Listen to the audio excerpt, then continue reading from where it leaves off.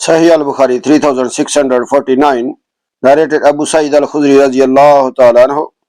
Allah's Messenger sallallaho alaihi wasallam said, a time will come upon the people when a group of people will wage a holy war, and it will be said, is there amongst you anyone who has accompanied Allah's Messenger sallallaho alaihi wasallam? They will say yes, and so victory will be bestowed on them.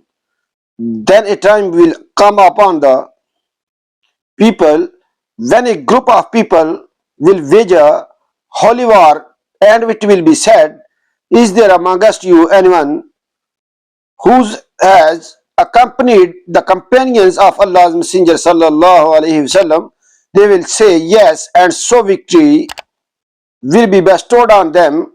Then a time will come upon the people when a group of people will wage a holy war, and it will be said, is there amongst you anyone who has been in the company of the companions of Allah's Messenger sallallahu alaihi wasallam? They will say yes, and victory will be bestowed on them. Sahih Al-Bukhari 3650, narrated Imran bin Hussain radiyallahu ta'ala anhuma.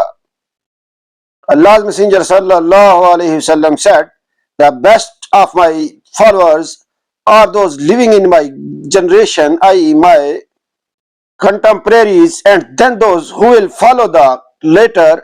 Imran radiyallahu ta'ala anhu added, I do not remember whether he mentioned 2 or 3 generations after his generation. Then the Prophet sallallahu alaihi wasallam added, there will come after you people who will bear witnesses without being asked to do so, and will be teachers and untrustworthy, and they will vow and never fulfill their vows, and fitnesses will appear among them. Like and subscribe my channel for more hadith videos. Allah bless you. Allah Hafiz.